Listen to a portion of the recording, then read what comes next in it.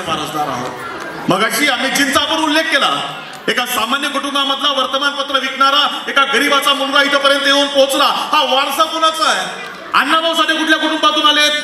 वस्ताद लहुजी साळवे कुठल्या कुटुंबातून आलेत? महात्मा ज्योतिराव फुलेंना वारसा मोठा आहे, शिवरायांचा वारसा आहे, अण्णाभाऊ कुठून आलेत? कधी कधी चाललं म्हणजे समजतं। सांगली जिल्ह्यामधला वाळवा तालुक्यातलं वाटेगाव नावाचं गावकुसाच्या बाहेर निवडुंगाची वस्ती, आणि या निवडुंगाच्या वस्तीमध्ये 10-12 मांगाची घरं। या मांगाच्या घरांमधलं एक घर भाऊ शिदोजी साठे यांचं। आणि रात्रीची वेळ आहे, रात्रीच्या वेळेला घोड्यांच्या टापांचा आवाज यायला लागला। एक दिवस उगवला होता, तारीख होती 1 ऑगस्ट 1920। या दिवशी भाऊ शिदोजी साठे यांची पत्नी वालुबाई यानं दुपारच्या प्रहराला एका गोंडस पोराला जन्म दिला। आई मुलासोबत त्या खाटेवर झोपलेली आहे। सायंकाळ झाली, रात्र झाली, पण त्या जन्माला आलेल्या मुलाला बाळगुटी पाजली जायची, पण बाळगुटी पाजाय करता बापाच्या खिशामध्ये पैसा नाही आहे। बाप विचार करतोय, पोर जन्माला आलंय पण पोराला बाळगुटी पाजायला पैसे नाहीये, काय करावं? आणि रात्र झाली आहे, आणि रात्री 10-11 वाजता घोड्यांच्या टापांचा आवाज वाढला आणि घोडे त्या मांगाच्या वस्तीजवळ येऊन थांबले। आणि तसं सगळी घाबरायला लागली, एवढ्या उशिरा आलंय कोण? आणि तसं घोड्यावर बसलेल्या एका माणसानं आवाज दिला, अरे भाऊ आहेस का घरात? भाऊ बाहेर आला, बघितलं कोण आहे समोर, एवढ्या रात्री आवाज कोण देत आहे? आणि समोर बघितलं फकीरा नावाचा एक क्रांतिकारक इंग्रजांचा खजिना लुटून निघाला होता।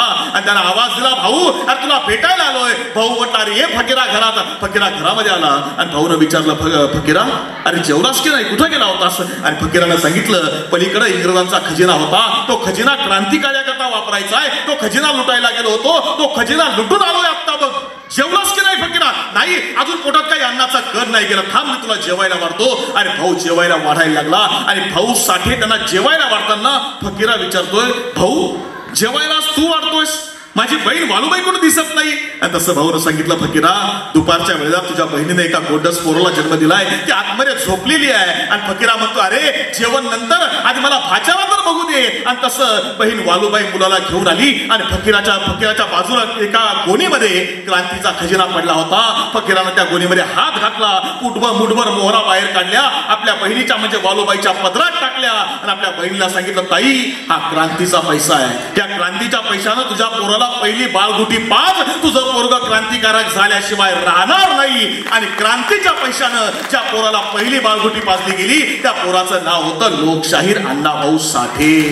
अण्णाभाऊंचं नाव हे तुकाराम आहे, अण्णाभाऊंचं मूळ नाव तुकाराम आहे। लोकरत्न साहित्यरत्न या मातीमध्ये ज्यांनी खऱ्या अर्थानं साहित्य काय असावं, गाथा कशी लिहावी, या ज्या मातीला समजावून सांगितलं, त्या जगद्गुरु तुकोबारायांचं नाव अण्णाभाऊंना दिलं गेलं। पण लहान सगळे भावंड त्यांना अण्णा अण्णा म्हणायची, आणि हेच नाव 7 समुद्रापलीकडे जाऊन पोहोचलं। आणि तुकाराम साठे झालेच नाही, हे साहित्यरत्न अण्णाभाऊ साठेच झाले। आणि सगळ्या भावंडांसोबत अण्णाभाऊ लहानाचे मोठे व्हायला लागले।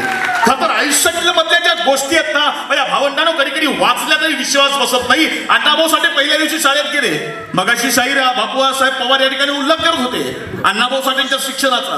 मी जरा पुढे जाऊन तुम्हाला सांगतो, शाळेत पहिल्यांदा गेल्यानंतर पहिल्या दिवशी अण्णाभाऊ शाळेमध्ये गेले, इतर मुलांसोबत लिहायला लागले। पण पहिल्या दिवशी शाळेत जाणाऱ्या मुलाला लिहिता कुठे येणार आहे? लिहिताच येईना। तसाच दिवस गेला, दुसऱ्या दिवशी सकाळी अण्णाभाऊ पुन्हा शाळेत गेले, गुरुजींनी लिहायला लावलं। आता एकच दिवस शाळेत गेलेला माणूस लिहिता कुठे येणार आहे? लिहिता येईना, म्हणून गुरुजींनी हातावर छड्या द्यायला सुरुवात केली। एवढं मारलं, या छोट्याच्या पोरानं दप्तर उचललं, तिथंच फेकलं, शाळेला रामराम ठोकला। अण्णाभाऊ पुन्हा शाळेत गेले नाहीत। पण आयुष्यात मोठं व्हायचं असेल, आयुष्यात काहीतरी करून दाखवायचं असेल तर शाळेत जावं लागतं, हा जगाचा नियम आहे। पण शाळेत न जाता सुद्धा साहित्य सम्राट होता येतं, हा अण्णाभाऊंनी जगाला शिकवलेला नियम आहे। याचं कारण असं आहे की अण्णाभाऊ शाळेत जरी शिकायला गेले नसले तरी अण्णाभाऊंच्या साहित्यावर आज कित्येक लोकांच्या PhD आहेत, हे मी अभिमानानं नमूद करून सांगतो। बाबुराव बागुलांची PhD अण्णाभाऊंच्या साहित्यावरची आहे। प्राध्यापक मच्छिंद्र सट्टेसरांचं ते संशोधन आहे अण्णाभाऊंच्या साहित्यावरचं आहे। शेकडो लोक या मातीमध्ये अण्णाभाऊंच्या साहित्यावर विचार करता करता शिकली। आणि मग तुम्ही विचार करतो, अण्णाभाऊ लिहायला कधी शिकले, अण्णाभाऊ वाचायला कधी शिकले? अण्णाभाऊंनी शाळेला रामराम ठोकला, मुंबईला जायचं ठरवलं। आणि मुंबईला गेल्यानंतर रस्त्यानं जाताना, गिरणी कामगार म्हणून काम करत असताना रस्त्यानं जाताना दुकानाच्या पाट्या वाचाव्या, अक्षर गिरवावी। आणि ती अक्षर वाचता वाचता अण्णाभाऊ वाचायला शिकले, वाचता वाचता लिहायला शिकले। आणि लिहित असताना गिरणी कामगार म्हणून त्या काळामध्ये दुसरं महायुद्ध चालू आहे, दिवसभर गिरणी कामगार म्हणून काम करताना दुसऱ्या महायुद्धावरती अण्णाभाऊंनी पोवाडा लिहायला घेतला। त्या पोवाड्याचं नाव आहे स्टॅलिनग्राडचा पोवाडा। हा पोवाडा लिहित असताना जी गिरणीची चिठ्ठी मिळते आहे ना सुताच्या धाग्याची, त्या चिठ्ठीची पाठीमागची बाजू कोरी असायची. त्या पाठीमागच्या बाजूवर अण्णाभाऊंनी दिवसभर पेन्सिलीने लिहावं अशी कित्येक कागद खिशात ठेवावी आणि रात्री घरी आलं की आपल्या पेनानं ती वहीवर लिहून टाकावी. असं करता करता अण्णाभाऊंनी तो स्टॅलिनग्राडचा पोवाडा लिहून टाकला. तो पोवाडा केवळ महाराष्ट्रामध्ये नव्हे, भारतामध्ये नव्हे, तर रशियापर्यंत जाऊन पोहोचला आणि रशियामधून अण्णाभाऊ साठेंना बोलावलं आलं. हे त्या काळामध्ये अण्णाभाऊंनी कुठलंही गुगल नसताना, कुठलंही इंटरनेट नसताना उभं केलेलं कर्तृत्व आहे. आमच्या पोरांना समजलं का? आमच्या मुलांपर्यंत आलं का? आज हा कार्यक्रम आपण घेतोय. एवढे माझ्या माता भगिनी अनेक आहेत, पालक अनेक आहेत, तरुण मुलं कुठं आहेत? आम्हाला आमच्या पोराला सांगावं लागेल, बाळा, माणसं वयाने मोठी होत नाहीत, माणसं कर्तृत्वानं मोठी होतात. ज्यांचं कर्तृत्व मोठं असतं ना त्यांना वय आडवं येत नाही. छत्रपती शिवाजी महाराजांनी स्वराज्य उभं करायला सुरुवात केली. वय काय होतं? 16 वर्ष. छत्रपती संभाजी महाराजांनी संस्कृतमध्ये बुधभूषणम नावाचा ग्रंथ लिहिला. वय काय होतं? 14 वर्ष. महात्मा फुलेंनी भारताच्या इतिहासामधली मुलींची पहिली शाळा काढली. वय काय होतं? 21 वर्ष. राजर्षी शाहू महाराजांनी कोल्हापूरचा राज्यकारभार चालवायला सुरुवात केली. वय काय होतं? 20 वर्ष. डॉक्टर बाबासाहेब आंबेडकरांनी स्वतःला चळवळीच्या खामामध्ये झोकून दिलं. वय काय होतं? 22 वर्ष. भगतसिंग फासावर गेले. वय काय होतं? 23 वर्ष. सुभाषचंद्र बोस लंडनला जाऊन कलेक्टरची परीक्षा पास झाले. वय काय होतं? 21 वर्ष. लोकशाहीर साहित्य सम्राट अण्णाभाऊ साठे यांना रशियामधून, फ्रान्समधून बोलावलं आलं. अण्णाभाऊंचं वय काय होतं? वय होतं 27 वर्ष. वयाच्या 27व्या वर्षी रशियामधून बोलावलं आलं. फ्रान्समध्ये एक परिषद भरली आहे. त्या फ्रान्समधल्या परिषदेचं अध्यक्षपद अण्णाभाऊंना द्यायचं ठरवलं. पण तत्कालीन महाराष्ट्राचे मुख्यमंत्री मोरारजी देसाई आहेत. त्यांनी सांगितलं, अण्णाभाऊंना बोलावलं आणि सांगितलं, रशियाला जायची स्वप्न बघतायत? अहो, तुम्हाला जेलमध्ये टाकलं पाहिजे. तुम्हाला पासपोर्ट काय, व्हिसा काय, काही मिळू तुला जाणार नाही. आणि बहुजनांच्या साहित्य सूर्याला झाकायचा प्रयत्न त्या काळामध्ये झाला, पण दुर्दैवानं त्यांना ते झाकता आलं नाही. का? कारण त्यानंतर 1948 साली भारताचे तत्कालीन पंतप्रधान पंडित जवाहरलाल नेहरू हे रशियामध्ये गेले आणि रशियाला गेल्यावर विमानतळावर पत्रकार परिषद होते. दोघही राष्ट्रांचे राष्ट्रप्रमुख त्या ठिकाणी आहेत. रशियाचे पंतप्रधान आहेत, भारताचे पंतप्रधान आहेत. आणि त्यावेळी रशियन पंतप्रधानांनी भारतीय पंतप्रधान, रशियन पंतप्रधानांच्या समोर तिथल्या पत्रकारांनी भारतीय पंतप्रधानांना प्रश्न विचारला होता की mister Nehru, what is your opinion about Raj Kapoor and Annabhau Sathe? तेव्हा प्रश्न विचारला होता की तुमचं अण्णाभाऊ साठेंबद्दल आणि राज कपूर यांच्याबद्दल मत काय आहे? म्हणजे राज कपूर यांच्या बरोबरीचं स्थान रशियन जनता त्या काळामध्ये लोकशाहीर अण्णाभाऊ साठे यांना देत होती. पंडित नेहरू यांनी उत्तर दिलं, Raj Kapoor was greatest artist but I don't know about Annabhau Sathe. Raj Kapoor हा खूप मोठा कलाकार आहे, पण अण्णाभाऊ साठे कोण आहेत हे मला माहित नाही. आणि त्यावेळी रशियन पत्रकारांनी अण्णाभाऊ कोण आहेत, त्यांचं लिखाण काय आहे, त्यांची साहित्य संपदा काय आहे हे पंडित नेहरूंना सांगितलं. आणि प्रश्न विचारला की तुमची सरकार अण्णाभाऊंना पासपोर्ट का मिळू देत नाही? आणि त्यावेळी पंडित नेहरूंनी सांगितलं की असं होणार नाही, आणि होत असेल तर मी तातडीनं लक्ष देतो. आणि त्यानंतर 1961 साली अण्णाभाऊंना रशियामध्ये जायची परवानगी मिळाली. पण रशियामध्ये आल्यानंतर इथल्या एखाद्या नेत्याला लाजवेल इतकं प्रचंड मोठं जल्लोषामध्ये स्वागत रशियामध्ये अण्णाभाऊंचं झालं. आणि रशियाच्या ज्या मॉस्को शहराच्या चौकामध्ये अण्णाभाऊंचं भाषण आहे, ते भाषण ऐकण्याकरता हजारो लोक अण्णाभाऊंची वाट बघतायत. दुभाषाच्या माध्यमातून भाषण झालं आणि त्यावेळी अण्णाभाऊ कळाले की पृथ्वी ही शेषाच्या मस्तकावर तरलेली नसून पृथ्वी ही कष्टकरी कामगार वंचिताच्या तळहातावर तरलेली आहे. हे सांगणारा बहुजनांचा आवाज म्हणजे लोकशाहीर अण्णाभाऊ साठे आहेत. हे आम्हाला आमच्या पोरांना सांगावं लागेल, शिकवावं लागेल. आज पाठ्यपुस्तकामध्ये अण्णाभाऊ किती आहेत? ही पाठ्यपुस्तक मंडळाला सदस्य आहे. काय अवस्था आहे पाठ्यपुस्तकांची तुम्हाला आम्हाला माहिती आहे. शाळेमध्ये किती शिकवलं जातं? CBSE, ICSE, SSC सगळे पॅटर्न शिकवून झाले, पण या पॅटर्न मध्ये आमचा इतिहास किती आहे याचंही चिंतन तुम्हाला आम्हाला करावं लागेल. कारण दुर्दैवानं शिक्षणाची परिस्थिती इतकी वाईट आहे. मी गमतीनं बऱ्याच सांगतो, सिद्धार्थला मागच्या 5-6 महिन्यापूर्वी माझी छत्रपती संभाजीनगरला म्हणजे जुन्या औरंगाबादला व्याख्यान होतं. आता रोज वर्षभर व्याख्यानाकरता देशभर प्रवास करावा लागतो, पाठ दुखते. मग विचार केला पुण्यामध्ये आलोय, शिवाजीनगर मधून शिवशाहीने जावं, शिवशाही बस मिळाली की जायला बरं पडेल. शिवाजीनगरला आलो, शिवशाहीमध्ये बसलो, गाडी चालू झाली आहे. गाडी अहमदनगर पर्यंत गेली. अहमदनगरला आल्यावर माझ्या बाजूच्या सीटावर लोखंडे साहेब एक म्हातारी आजी येऊन बसली. आजीसोबत एक 3-4 वर्ष वयाचा पोरगा होता, नातू असेल आजीचा. गाडी चालू झाली आहे आणि गाडी चालू झाल्यावर त्या आजीला झोप लागते आहे. पण ते पोरगं काय आजीला झोपू देत नाही. सारखी आजीची पिशवी ओढ, आजीचा पदर ओढ, आजीची पाण्याची बाटली ओढ, सारखं आजीला त्रास देत आहे. बराच वेळ गोंधळ चालू आहे आणि बऱ्याच वेळानं आजी मला म्हटली, बाळा मला जरा मदत करतो का? मी म्हटलं आजी काय करू? आजी म्हटली, बाळा मला झोप लागते पण हे पोरगं काही मला झोपू देत नाही. मी म्हटलं आजी मग मी काय करू? आजी म्हटली, बाळा मी याला उचलते, याचे पाय तुझ्या मांडीवर देते, याचं डोकं मी माझ्या मांडीवर घेते, याला मी जरा थापडवते म्हणजे हे पोरगं जरा पटकन झोपेल. मी म्हटलं आजी हरकत नाही. आजीनं ते पोरगं उचललं, त्याचे पाय माझ्या मांडीवर दिले, डोकं आजीच्या मांडीवर ठेवलं आणि आजीनं त्या पोराला थापडवायला सुरुवात केली आहे. आजी त्या पोराला थापडवतीये, झोपवतीये आणि म्हणतीये, झोप रे डिप्लोमा, झोप रे डिप्लोमा, झोप रे डिप्लोमा. आता मला काही कळेना म्हातारी या पोराला डिप्लोमा का म्हणतीये. मी आजीला विचारलं, आजी तू या पोराला डिप्लोमा का म्हणतीये? आजी म्हटली, बाळा यो माझा नातू आहे, माझ्या पोराला डिप्लोमा करायला पुण्याला पाठवला होता, त्यानं डिप्लोमा काही केला नाही, तो यालाच घेऊन आला म्हणून याचंच नाव डिप्लोमा ठेवलं. म्हटला ही परिस्थिती आहे. मला एक सांगा, तुम्ही आम्ही शेतीमधली माणसं आहे. मगाची शाहीर सांगत होते अण्णा भाऊंनी शेतीवर लिखाण केलंय. अरे जे पेराल ते उगवणार आहे ना. गहू पेरल्यावर ज्वारी उगवते का?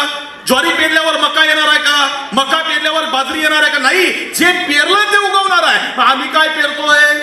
आम्ही काय विचार देतोय? आमच्याकडे परिस्थिती बदलली आहे. आमच्या घरामध्ये शिवाजी महाराजांचा फोटो आहे, जगाला समजलं पाहिजे मी मराठा आहे.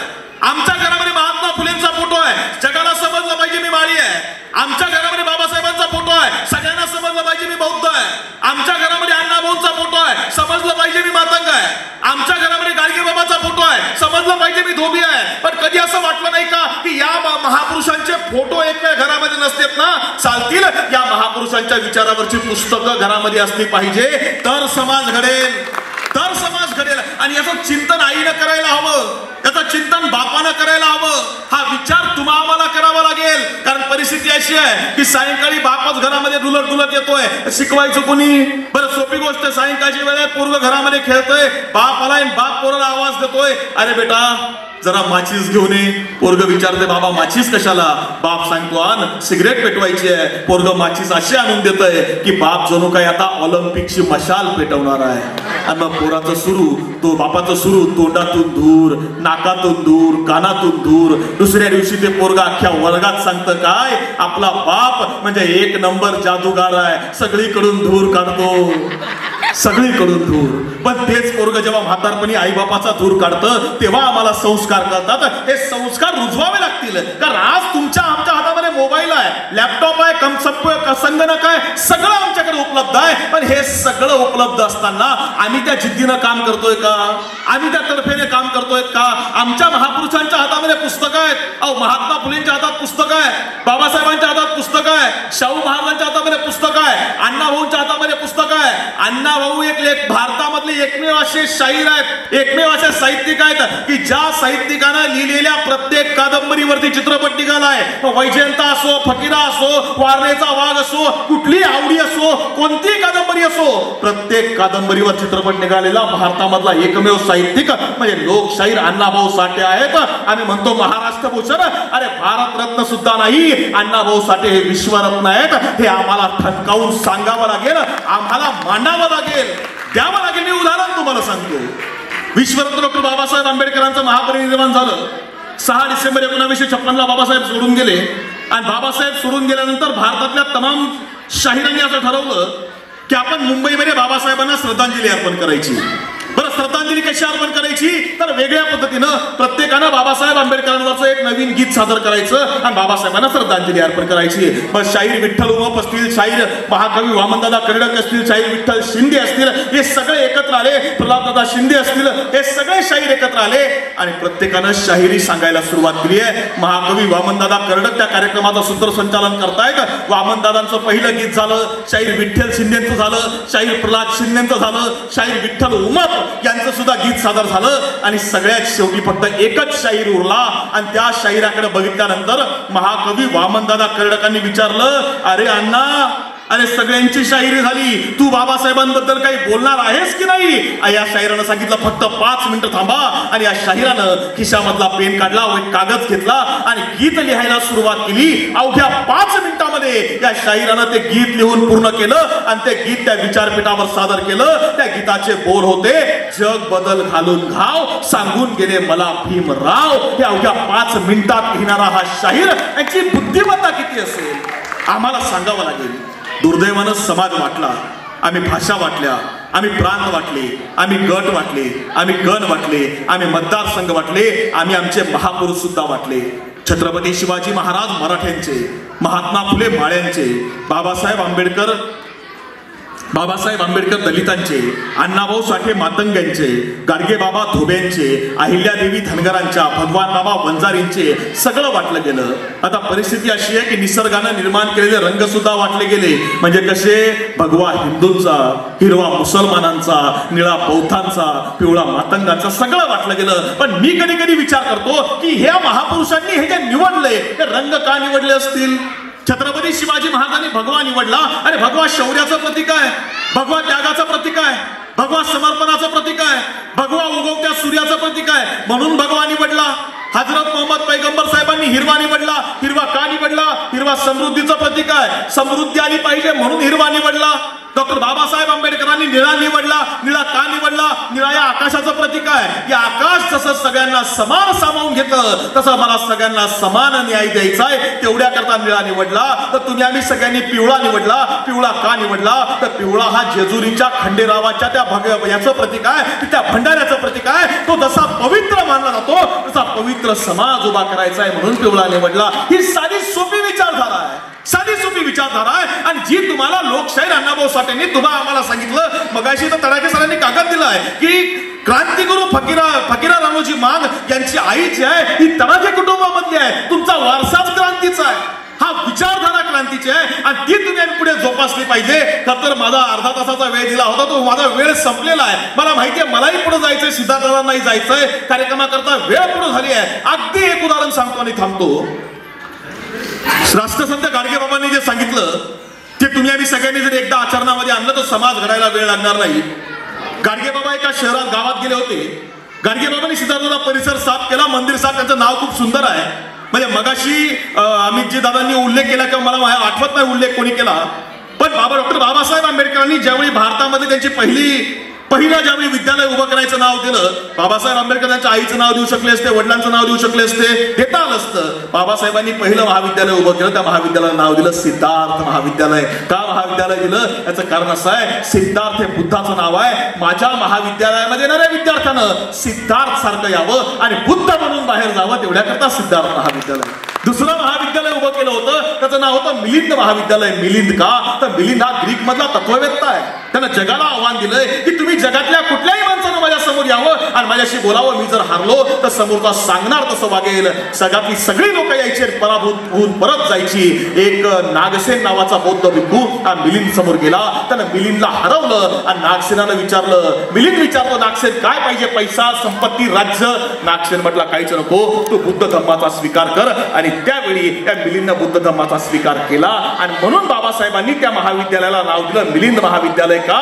कारण माझ्या महाविद्यालयामधल्या विद्यार्थ्यांनी मिलिंद सारखं बुद्धिमान व्हावं. हा नावांचा इतिहास आहे, हा नावांचा इतिहास आहे. आणि मी तुम्हाला सांगत होतो की गाडगे बाबा एका गावात गेले.